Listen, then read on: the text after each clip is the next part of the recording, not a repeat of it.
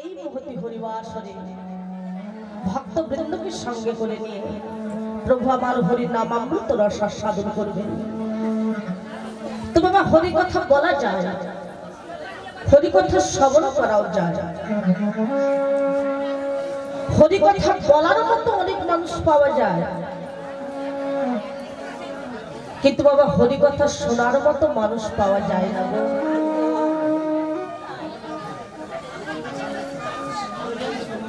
শ্রীমতী রাধারানী যেদিন ভগবানের রূপ বর্ণনা করেছিলেন, সেদিনে সখীদের কাছে বলেছিলেন, সখীরে হরি কথা বলার মতো মানুষ অনেক আছে, কিন্তু সখীরে হরি কথা শোনার মতো মানুষ কজন আছে? হরি কথা শোনার মতো মানুষ পাওয়া যায় না সখী। বাবা, অনেকেই কীর্তন গাইছে, আবার অনেকেই কীর্তন শুনছে, কিন্তু বাবা কীর্তনটা আর কীর্তনের জায়গায় থাকছে না। বাবা হরিনাম শ্রবণ করে ভগবানের কৃপা লাভ করেছিলেন রাজা পরীক্ষিত। নববিধা ভক্তির প্রথমেই বলেছে আগে শ্রবণ করো, শ্রবণ করে তো ভগবানের কৃপা লাভ করা যায়। তাহলে শ্রবণ করে ভগবানের কৃপা লাভ করেছিলেন কি পরীক্ষিত মহারাজ। কিন্তু বাবা এখন হরি কথা বলার মতো মানুষ নেই না, অখাদ্য কুখাদ্য খায় আর হরিনামের দরের ওজন করে। হরিনাম করতে যাবো, কত টাকা দেবে বলো? হরি কথা কি ওজনে দিয়ে মাপা যায় বাবা? শুধু তাই নয়, বর্তমান সময়ে আমরা আগে যখন কীর্তন গাইছি আপনাদের আশীর্বাদে আপনাকে নেয় না, বলে আমাদের ফসল নষ্ট হয়েছে তাতে কাঁদছি, বাড়িতে স্বামী স্ত্রীর ঝগড়া হচ্ছে তাতে কাঁদছি, ছেলে মেয়ের সঙ্গে অশান্তি হচ্ছে তাতে কাঁদছি, আবার হরিনামের সঙ্গে আসলাম একটু নাচা গানা করবো আর এখানে এসে কান্না, একটু হাসির কথা বলতে পারে না। এই তো জগৎ, এই তো দুনিয়া, এই তো আমাদের সমাজ। এতে কি কখনো ভগবানের কৃপা পাওয়া যায় না? করে পাওয়ার নামে হলো কৃপা। তুমি কিছু করো, এতদিন তো তুমি বনের মধ্যে কেঁদেছো, সংসারের জন্য কেঁদেছো, কিন্তু কখনো কি ভগবানের জন্য কেঁদেছো তুমি? কখনো কি ভগবানকে তুমি তোমার কথাগুলো বলেছো? বলোনি তো। ভগবান তো ভক্তের কাছে ওখানেই বাধা। বাবা টাকাও চাই না, পয়সা চাই না, ধন চাই না, সম্পত্তি চাই না, কিছুই চাই না। ভক্তের কাছে শুধু একটু চাই ভক্তি আর প্রেম। যত পারো কাঁদো, যত তুমি কাঁদবে ভগবান ভক্তের কাছ থেকে কখনোই দূরে থাকতে পারবে না। ভক্তকে ভগবান কৃপা করবেন, অবশ্যই করবেন। তাই বাবা আজকে সিদ্ধান্ত অনুযায়ী রামবাবু আদেশে দিয়েছেন, বলেই দিয়েছেন যে একটা নিরামিষে বস্তু আস্বাদন করব, সেটা হলো অঙ্গদ্বীপের গোপীনাথ। তাই সিদ্ধান্ত অনুযায়ী আজকে আপনাদের আমাদের সবাই আস্বাদনের বিষয়বস্তু অঙ্গদ্বীপের গোপীনাথ। প্রকৃত যদি ভক্ত হয়, ভক্তের কাছ থেকে ভগবান যদি দূরেও সরে যদি যায়, ভক্তের কাতরা হলে ভগবানকে আসতে বাধ্য। তাহলে ভক্তের ডাকটা কেমন, ভক্তের আত্মনাদটা কেমন, ভক্তের ভগবানের কাছে প্রার্থনাটা কেমন? শুধু সাদা মাটি ঘষে নিয়ে পথের মধ্যে বেরিয়ে পড়লে ভক্ত হওয়া যায় না। আমি দুপাতে অধ্যয়ন করলাম, গ্রন্থ পড়লাম, এতে ভক্ত হওয়া যায় না। ভক্তের মধ্যে সবথেকে বড় গুণ হলো ভক্তি। আগে ভক্তিটাকে তোমাকে সঞ্চয় করতে হবে, মনের মধ্যে প্রেম রাখতে হবে। ওই বৃন্দাবনে একবার চলো রে সবাই।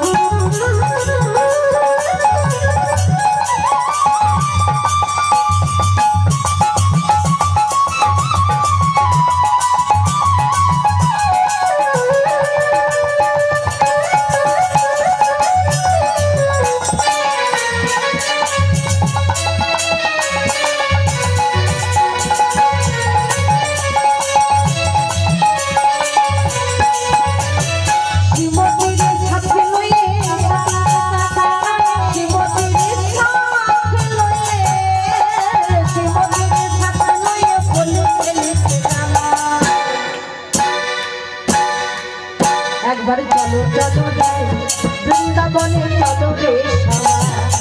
একবার চলো চলো যাই বৃন্দাবনে, চলো রে সবাই।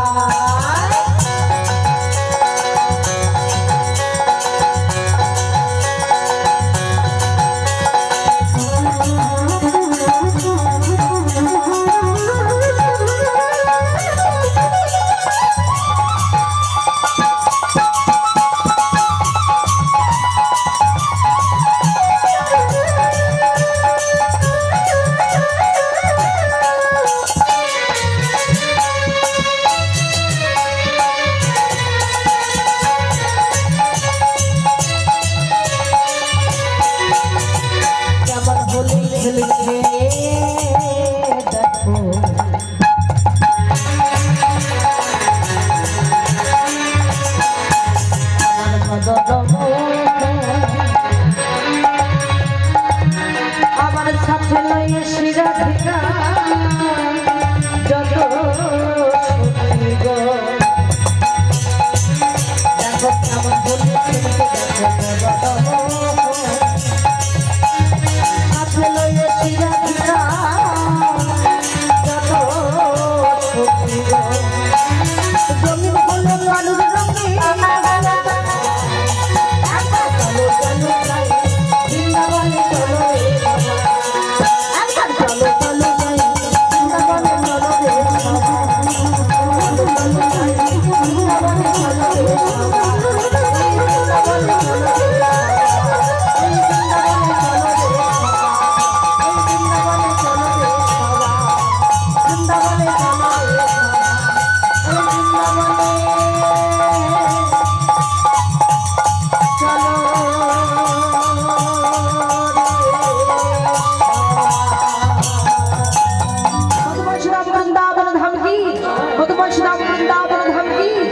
যেখানে হয় হরি নাম সংকীর্তন,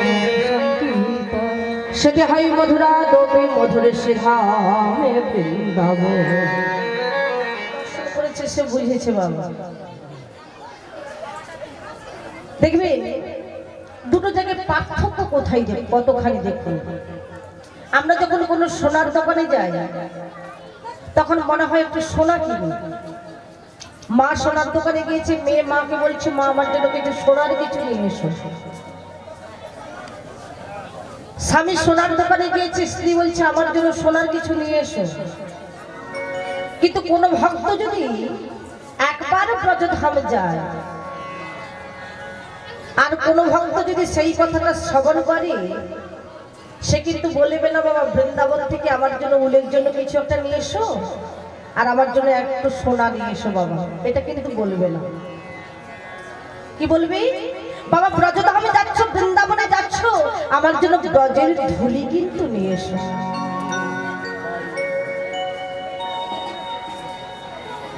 তাহলে জায়গারও কত মাহাত্ম্য দেখুন, কত পার্থক্য দেখুন। এটাও যাওয়া আর ব্রজধাম দর্শন করতে যাওয়াটাও কিন্তু যাওয়া। মধুর শ্রীধাম বৃন্দাবনে ভগবানের সেই লীলা রস আস্বাদন করছে। প্রভু আমার শ্রীধাম নবদ্বীপ ধামে পরিত্যাগ করে নীলাচলে গিয়ে পুরী ধামের জগন্নাথ মন্দিরের সামনে দাঁড়িয়ে দাঁড়িয়ে জগন্নাথ দেবজিউকে দর্শন করছে। হৃদয় গৌর হরি বল। বাবা, আমরাও পুরী ধাম যাই, আমরাও জগন্নাথ দেবকে দর্শন করি। কেউ বলে কাঠের জগন্নাথ, আবার কেউ বলে ছোট জগন্নাথ। চোখগুলো বড় বড়, হাত নেই, পা নেই, ছোট জগন্নাথ বসে আছে। বলে চাইলে দেবে কি করে, ওর তো হাত নেই। জগন্নাথ দেবজিউকে দর্শন করে মন ভরে না। মনকে ভরানোর জন্য সমুদ্রের ধারে দাঁড়িয়ে দাঁড়িয়ে ঢেউগুলো দর্শন করি। কিন্তু বাবা, যাকে আমরা বলে থাকি কাঠের জগন্নাথ, যাকে বলে থাকি ছোট জগন্নাথ, সেই জগন্নাথ দেবজিউকে দর্শন করে মহাপ্রভু একদিন নয়, দুদিন নয়, 3 দিন নয়, 18 বছর একই জায়গায় দাঁড়িয়ে দাঁড়িয়ে জগন্নাথ দেবকে দর্শন করেছে।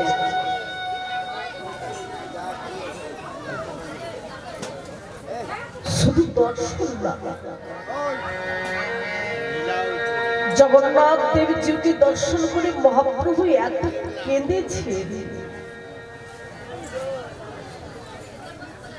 এখনো যদি পুরী ধাম যায় দেখতে পাবে গরুর স্তম্ভের তলে একটা ছোট খাল আছে, এখনো আছে।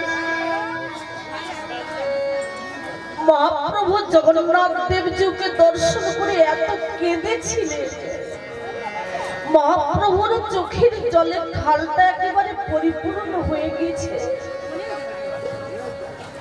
এক পাশে লীলার পদপর্ত দাঁড়িয়ে দাঁড়িয়ে বলছে, দেখো গো, আহা কিবা গরুরের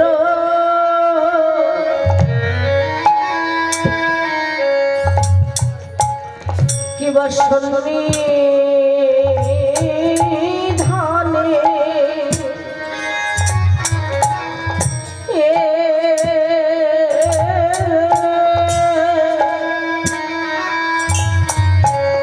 প্রভু আমার রহি করে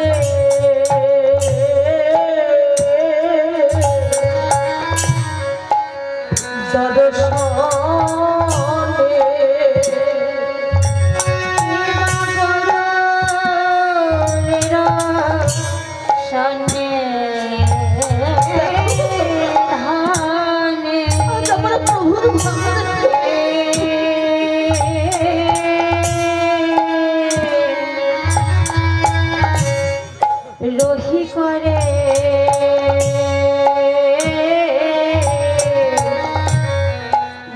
দর্শনে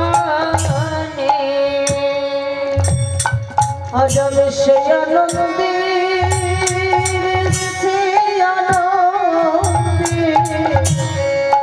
আমি সেই আনন্দে কি বলে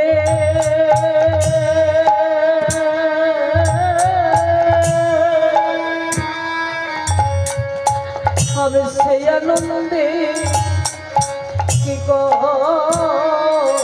হব, আমি সেই আনন্দে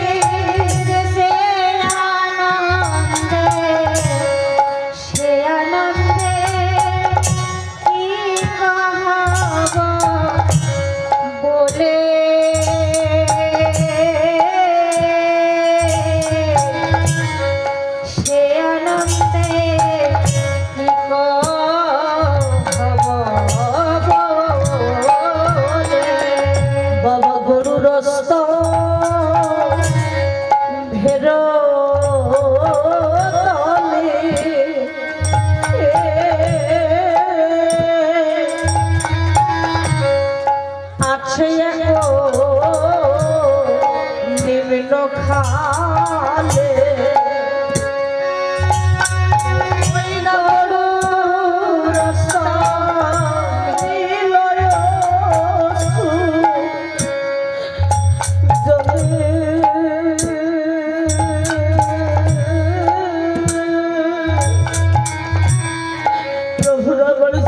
ঝালো দিল অশ্রু জলে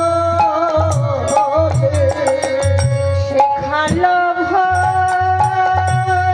ভরিলায় অশ্রু জলে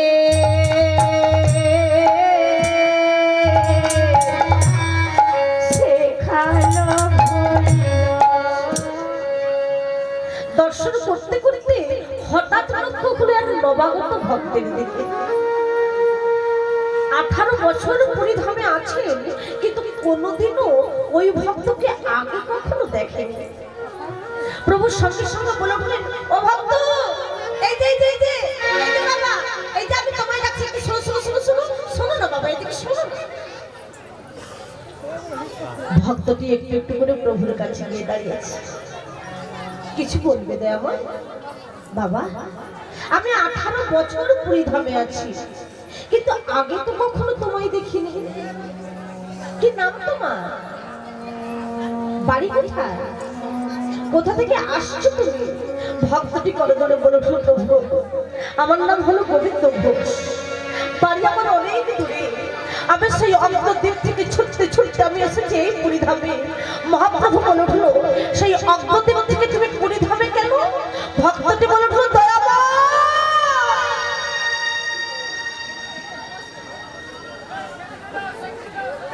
আমি যখন অগ্রদ্বীপ থেকে যখন শ্রীধাম নবদ্বীপ ধামে যাব বলে মনস্থির করলাম, আমি শুনতে পেলাম প্রভু তুমি নবদ্বীপ ধাম পরিত্যাগ করে চলে এসেছো এই নীলাচলে। তাই প্রভু আমি ছুটতে ছুটতে আমি এসেছি তোমার কাছে। আমি তোমার চরণ পাবো বলে এসেছি, আমি তোমার চরণে দাস হব বলে এসেছি, তোমার চরণের জন্য জন্ম জন্মান্তরে মতি থাকবে বলে এসেছি। বাবা তুমি আমার ভক্ত হতে চেও না বাবা, জানো যে আমার ভক্ত হতে চায় তাকে তো বড় দুঃখ আর কষ্ট পেতে হয়। পারবে তো?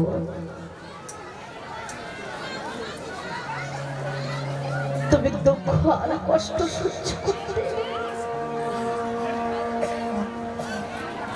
ভক্তটি বলল, প্রভু তোমার যত দুঃখ আছে তুমি আমায় দাও, তোমার যত কষ্ট হচ্ছে সব তুমি আমায় দাও। কিন্তু প্রভু গো, তুমি তোমার চরণ ছাড়া আমায় করো না দয়াময়, তোমার চরণ ছাড়া তুমি আমায় করো না।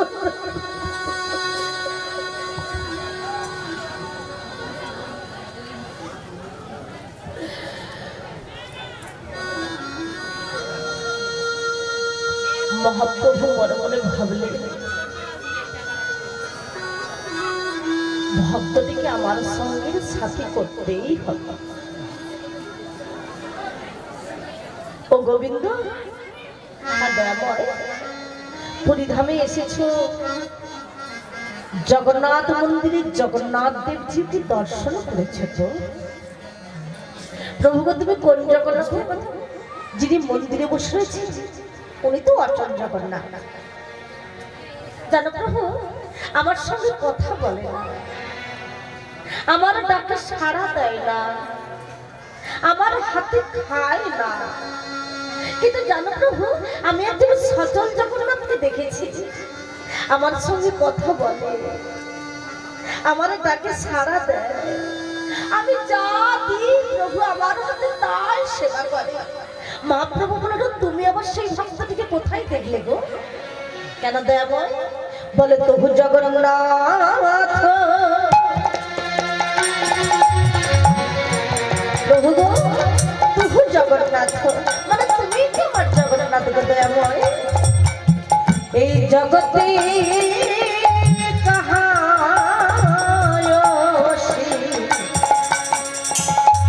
জগ মাঝে মই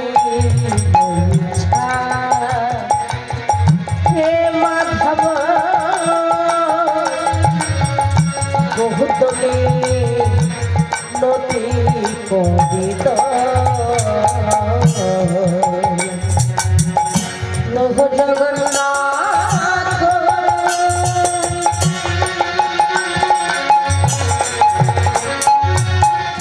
এই জগতে কাহায় সে জগ মাঝে ময়না হে মাধব ভুতনে ততে করত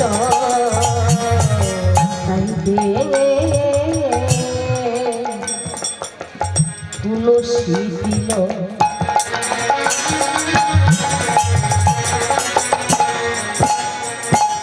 প্রভু আমাদের দেহ সমরে পিল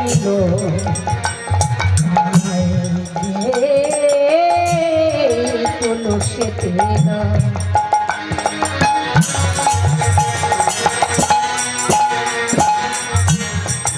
দেহ সমরে পিল। তুমি যে বললে দেই তুলসী দিল, তুমি তুলসী আর তিল দুটো একসঙ্গে দিলে কেন? গোবিন্দ ঘোষ বলে উঠল, প্রভু গো 56 ভোগে 36 ব্যঞ্জন, প্রভু বিনা তুলসীতে প্রভু এখন নাকি মানি। প্রভু গো ভোগের উপরে তুলসী পত্র না দিলে যে তোমার ভোগ হয় না।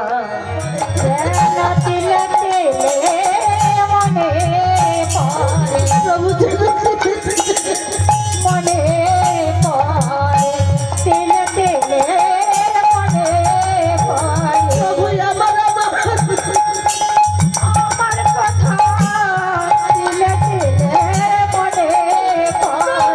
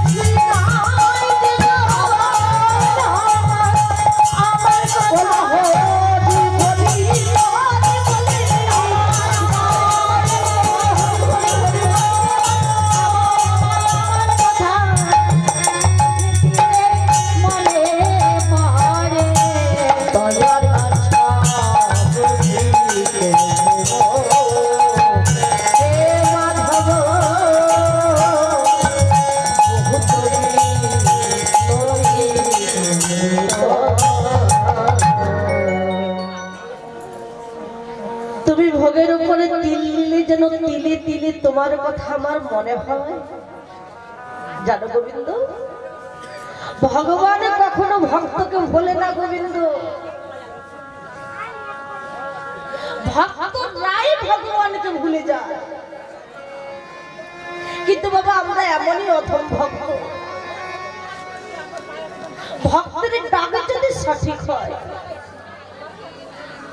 ভক্তের ডাকে যদি আত্মনাদ যদি থাকে,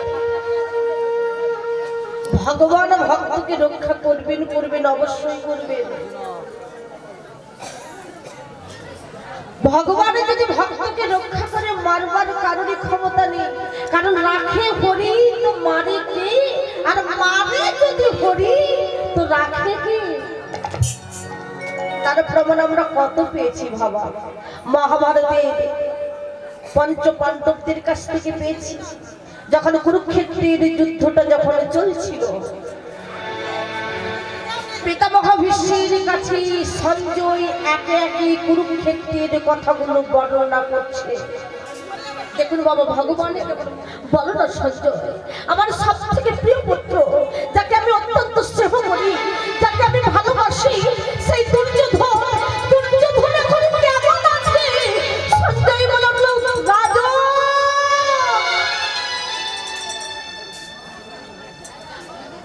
ভীমের 80 মণ ওজনের গদাটা দিয়ে ভীম দুর্যোধন ধনির উরুটা ভেদ করেছে।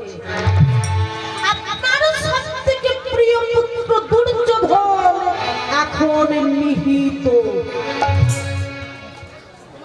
কথাটা শ্রবণ করে ধর্মরাজ যুধিষ্ঠির ওদিকে রয়েছে। কথাটা শ্রবণ করে ধৃতরাষ্ট্র স্তম্ভিত। এক বিন্দুও নয়নে অশ্রুপারি বর্ষণ হয়নি বাবা। এমন সময় সঞ্জয়কে বলছে, সঞ্জয় পঞ্চ পাণ্ডবদেরকে একটু ডেকে দেবে, আমি একটু পঞ্চ পাণ্ডবদেরকে দেখতে চাই। সঞ্জয় ভেবেছে কি, এতদিন তো ধৃতরাষ্ট্র পুত্র সিংহ অন্ধ ছিল, তাই বুঝি ধৃতরাষ্ট্রের একটু সুবুদ্ধি হয়েছে, একটু ধর্মের ভাব হয়েছে, তাই বুঝি পঞ্চ পাণ্ডবদেরকে দর্শন করতে চেয়েছে, কারণ ধর্ম রাজ্য আবার প্রতিষ্ঠিত হলো। এমন সময় সঞ্জয় মনে মনে ভাবছেন, বেশ রাজনের যখন সুবুদ্ধি হয়েছে তাহলে সংবাদটা আমি পাঠিয়ে দিচ্ছি। বিদুর বলছি, না সঞ্জয়, সংবাদটা আমি নিয়ে যাচ্ছি। বিদুর সংবাদটা গিয়েছে। যখন সংবাদটা দিয়েছে, পঞ্চ পাণ্ডবরা একে একে আসছে জ্যাঠামশাইয়ের সঙ্গে দেখা করতে। ধর্মরাজ যুধিষ্ঠির এসে দাঁড়িয়েছে, আর ধৃতরাষ্ট্র বাহু দুটি বিস্তারিত করে দাঁড়িয়ে রয়েছে, পঞ্চ পাণ্ডবদেরকে আলিঙ্গন করবে।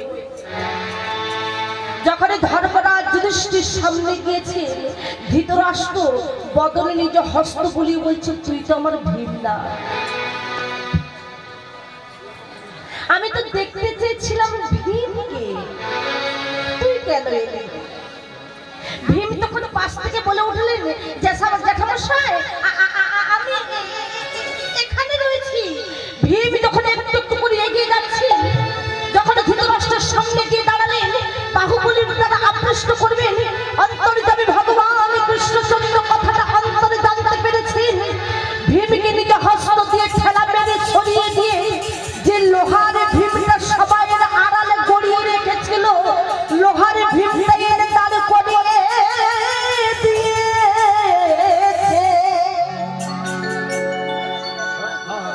আর যখনই লোহার ভীমটা দাঁড় করিয়ে দিল, ধৃতরাষ্ট্র ভীম ভেবে বাহুবলীর দ্বারা আকৃষ্ট করে ওই লোহার ভীমটাকে চূর্ণ বিচূর্ণ করে দিল, টুকরো টুকরো করে দিল।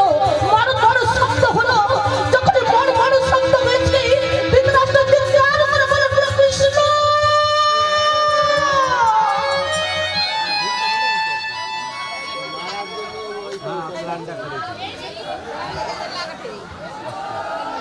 কৃষ্ণ রে!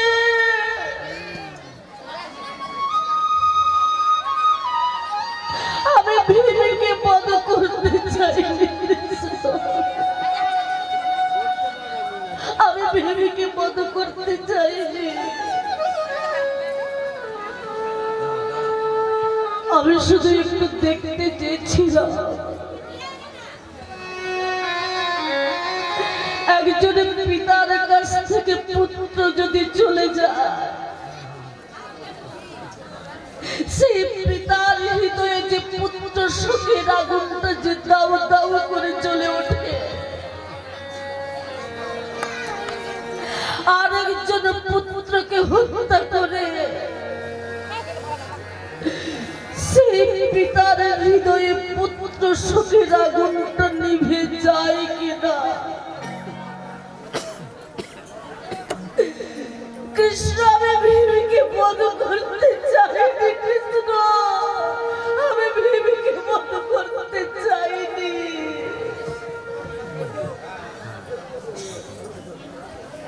কৃষ্ণ বলে উঠল, পিসেমশাই,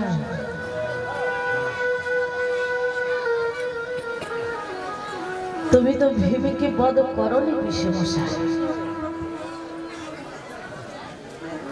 কৃষ্ণ, আমি আমার বাহুবলীর দ্বারা আকৃষ্ট করে ওর দেহটা টুকরো টুকরো করে দিয়েছি, যেন চূর্ণ বিচূর্ণ শব্দ হলো।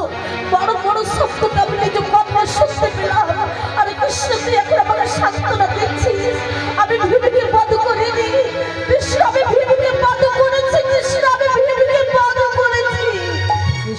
হলো পিসে মশাই, আমি আবারও তোমায় বলছি, তুমি ভীমিকে বধ করনি পিসে মশাই।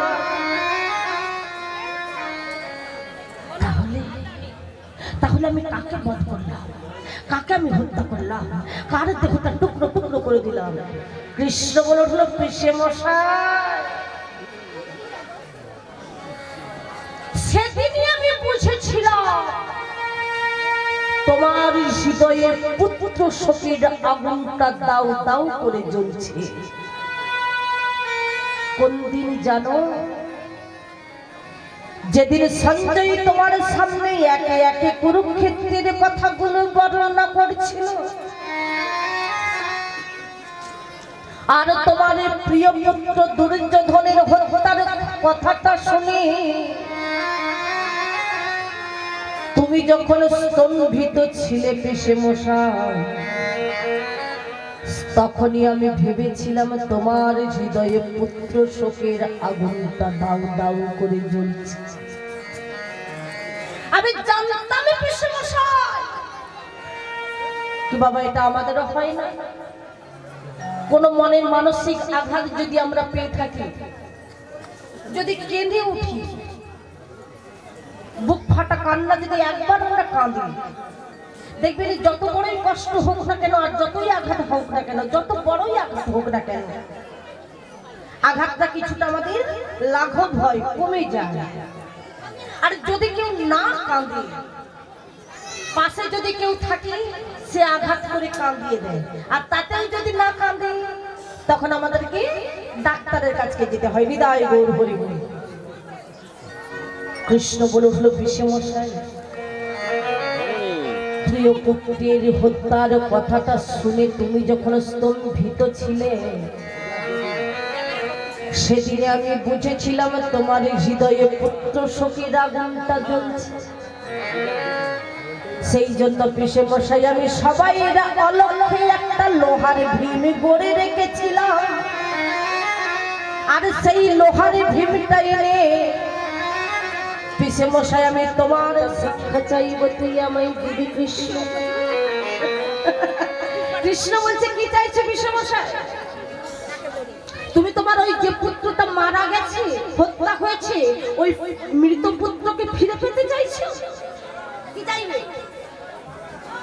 মৃত পুত্রকে ফিরে পেতে চাইবে? ধৃতরাষ্ট্র বলে উঠল, ওরে না রে কৃষ্ণ, আমি তোর কাছে একবার ভিক্ষা চাই রে কৃষ্ণ, একবার আমার নয়ন দুটো ফিরিয়ে দে না কৃষ্ণ। কৃষ্ণ বলছে, কেন নয়ন ফিরে পেতে চাইছো কেন? এই সুন্দর পৃথিবী আর সুন্দর ভূমণ্ডলটা দর্শন করবে বলে তুমি নারায়ণ ফিরে পেতে চাইছো? ধৃতরাষ্ট্র বলে উঠল, না রে কৃষ্ণ, যে কৃষ্ণ জগৎকে রক্ষা করে, যে ভুবন মরি হরি তার ভক্তদেরকে রক্ষা করে, যে হরি তার ভক্তদেরকে এমন কৃপা করে,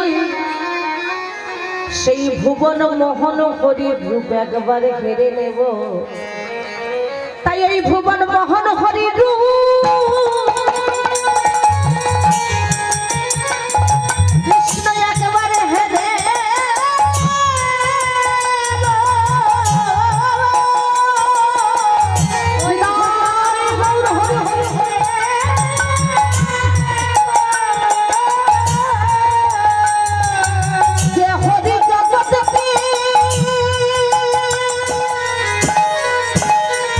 রক্ষা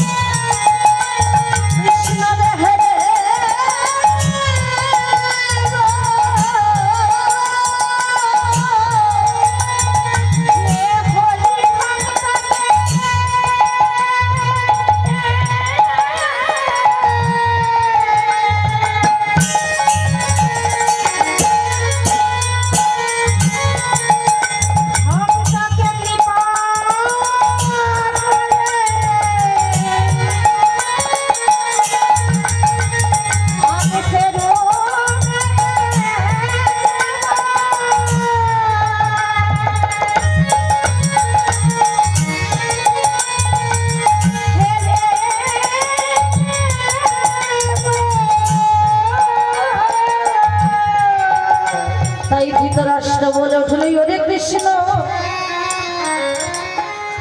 আর আমি তোর কাছে কিছু চাই না কৃষ্ণ,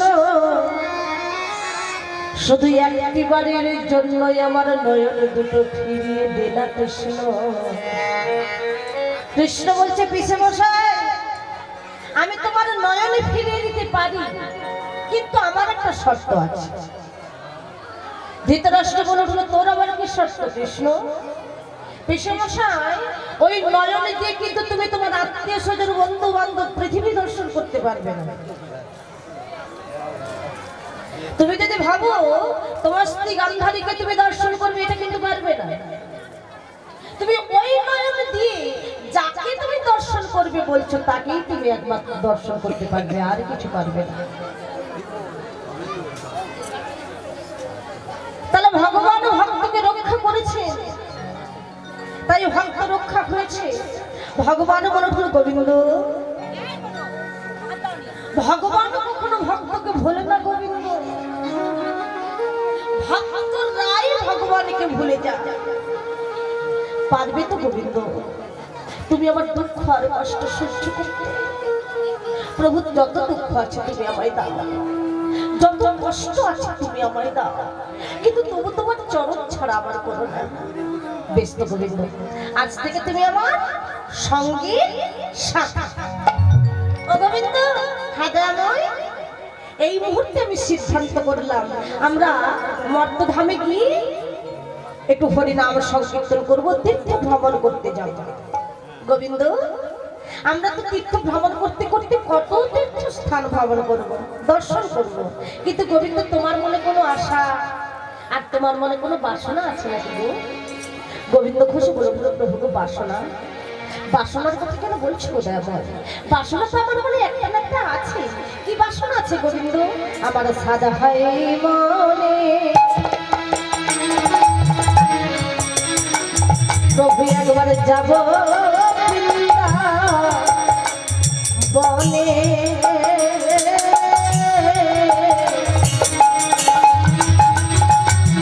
মুখে বলবো রাধানা রাধানা, আমার সাধা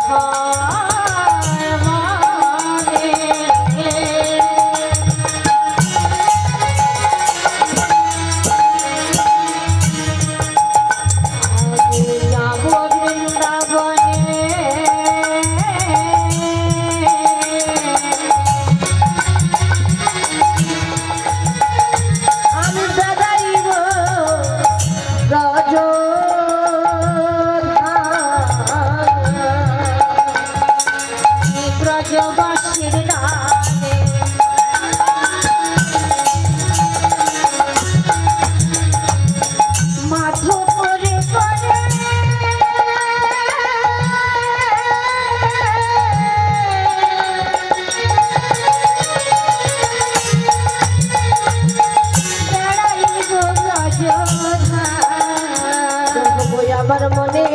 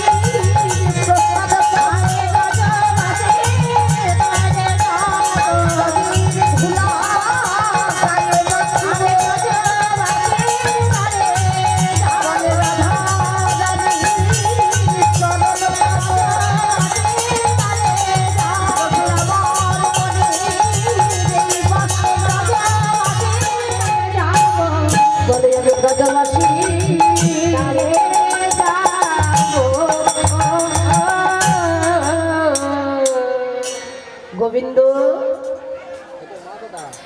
তোমার মনের এই বাসনা? বেশ তো গোবিন্দ, তোমার বাসনা আমি পূর্ণ করবো। তাহলে চলো গোবিন্দ, আমরা তীর্থ ভ্রমণে বেরিয়ে যাই। প্রভু আমার অগণিত ভক্তমণ্ডলীকে সঙ্গে করে নিয়ে, গোবিন্দ ঘোষকে সঙ্গে করে নিয়ে প্রভু আমার তীর্থে যাচ্ছে। আর যখন তীর্থে যাচ্ছেন, যেতে যেতে ভক্তবৃন্দরা গাইতে গাইতে যাচ্ছেন, কৃষ্ণ কেশব কৃষ্ণ কেশব কৃষ্ণ কেশব রাখিমা। মহাপ্রভু গোবিন্দ ঘোষের দিকে নিজে হস্ত বাড়ি বলছে, গোবিন্দ কি দে আমার? বলে সেবা দিলে, সেবার পরে মুখশুদ্ধি না দিলে গোবিন্দ সেবা দেওয়া সম্পূর্ণ হয় না। ও গোবিন্দ তুমি দাও। গোবিন্দ ঘোষ মাথায় হাত রেখে বলছে, সর্বনাশ প্রভু, আমি তো তোমার সেবার ব্যবস্থা তো করেছি, কিন্তু মুখশুদ্ধি তো আমি মাধুকরী করিনি। ও প্রভু তুমি এখানে একটু অপেক্ষা করো, আমি গ্রামের দিকে যাবো আর এক্ষুনি ফিরে আসবো। বৃক্ষতলে মহাপ্রভু বসে রেখে গোবিন্দ ঘোষ গ্রামের দিকে গিয়ে মুখশুদ্ধি অর্থাৎ একটি হরিতকে মাধুকরী করেছে। হরিতকে মাধুকরী করে নিয়ে আস্তে আস্তে গোবিন্দ ঘোষ ভাবছে, আজকে প্রভু যখন সেবা করার পরে মুখশুদ্ধি চাইলেন, আগামী কালকেও তো প্রভু সেবা করার পরে আমার কাছে মুখশুদ্ধি চাইবেন। বাবা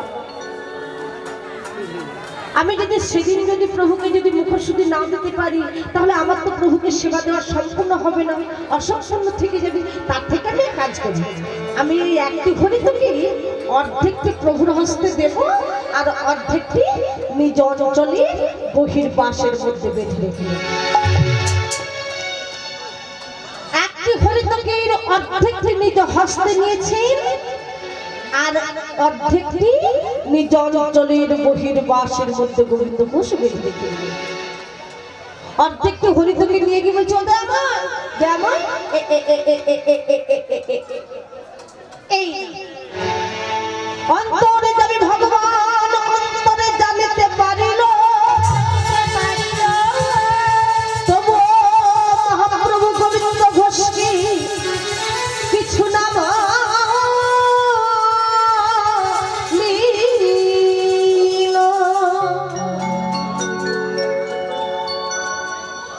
প্রভু অন্তরে জানতে পেরেও গোবিন্দ ঘোষকে কিছু বললেন। ও গোবিন্দ যেরকম পুরো রাউন্ড মেরে আসছে। হ্যাঁ দেমন বর্দা বলছে, আমরা তো সন্ন্যাসী মানুষ, এই মাত্র এলাম আমি। সন্ন্যাসীদের এক জায়গায় বেশিক্ষণ থাকা নিষেধ। এক্ষুনি ঘুরে আসি। চলো গোবিন্দ আমরা আবার তীর্থ ভ্রমণে যাই। আবার যখন তীর্থ ভ্রমণে যাচ্ছি, যেতে যেতে ভক্তবৃন্দের কাছ থেকে মহাপ্রভু অনেকখানি এগিয়ে যাচ্ছে। ভক্তরা প্রভুকে যত ধরার চেষ্টা করছে, কিছুতেই ধরতে পারছে না। প্রচন্ড রোদ্রে, প্রখর রোদ্রে তাপ মস্তকে বেড়েছে। উত্তপ্ত বালির উপর দিয়ে হাঁটতে হাঁটতে যাচ্ছে। প্রভুর প্রচন্ড জল পিপাসা পেয়েছে, কোথাও জলাশয় দেখতে পাচ্ছে না। প্রভু জল পান করে পিপাসা নিবৃত্ত করবেন, এমন সময় দেখতে পেলেন একজন গোয়ালা ভার নিয়ে যাচ্ছে। সঙ্গে সঙ্গে প্রভু বলে উঠলেন, ও গোয়ালা, এই যে আমি তোমায় ডাকি, শোনো শোনো শোনো শোনো। কিছু বলবি? বলি আমাকে খোল দেবে? হ্যাঁ দেবো না কেন? আপনার ক গ্লাস চাই বলুন? 1 গ্লাস, 2 গ্লাস, 3 গ্লাস? মহাপ্রভু বলছেন, 1 গ্লাস কি গো, তোমার যে সব থেকে যে বড় ভাণ্ড, ঘোলের ভাণ্ডটি আছে, ওই ভাণ্ডটাই তুমি আমাকে দাও। গোয়ালা মনে মনে ভাবছে, বাবা জীবনে ওর ঢের খরিদ্দার দেখছি, বাবা এমন খরিদ্দার আমি তো দেখি আর করি নেব, ঘোল দেবো, অসুবিধেটা কোথায়?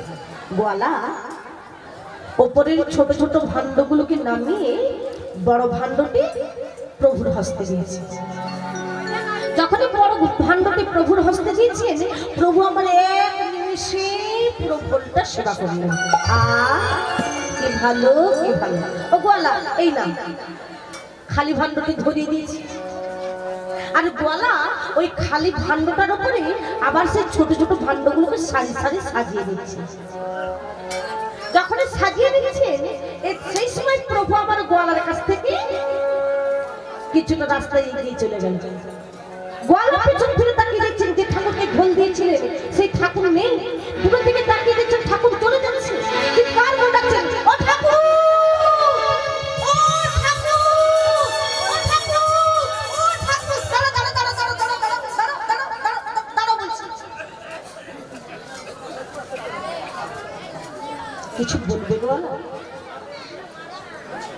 বলি আশ্চর্য মানুষ তো আপনি। কেন আবার বলছো কেন? আমার কাছ থেকে সব থেকে বড় ভাণ্ড ঘোলটা ভাণ্ডটি সেবা করি। এই যে কড়ি না দিয়ে চলে যাচ্ছে যে বড়, কড়ি দিতে হবে জানো না? প্রভু বলছে কড়ি। ও গোয়ালা, তুমি দেখছো না আমি সন্ন্যাসী মানুষ, সন্ন্যাসীর কাছে কি কখনো কড়ি থাকে? হাই গো, এই ঘোল বিক্রয় করলেই আমার সংসার চলে। বাড়িতে আমার ছেলে আছে, বাড়িতে আমার মেয়ে আছে, বাড়িতে আমার স্ত্রী আছে। এই ঘোল বিক্রয় করে আমার সংসার চলে, জীবিকা নির্বাহ হয়। আর এখন এই সন্ন্যাসী কি ঘোল দিয়ে বলছে আমার কাছে করিনি, এখন আমার সংসার চলবে কি করে? মহাপ্রভু বলছিল গোয়ালা, ওই দূরের দিকে তাকিয়ে দেখো আমার অগণিত ভক্তমণ্ডলী আসছে।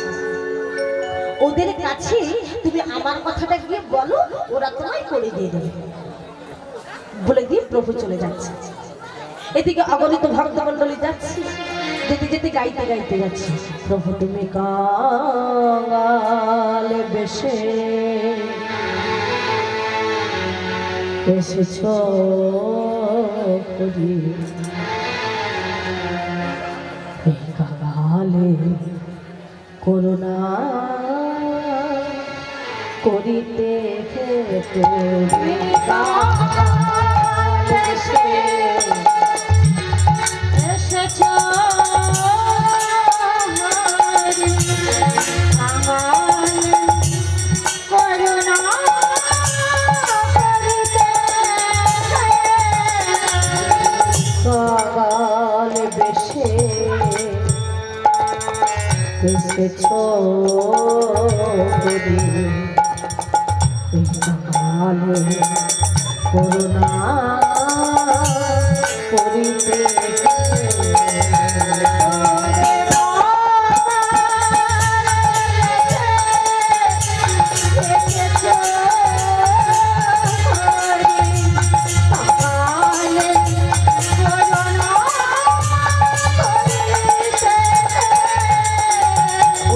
প্রেম বিতরিতে বড় সামচিতে প্রেম বিতরিতে বড় সামচিতে প্রেম বিতরিতে বড় সামচিতে এই পতিত জনে তারিতে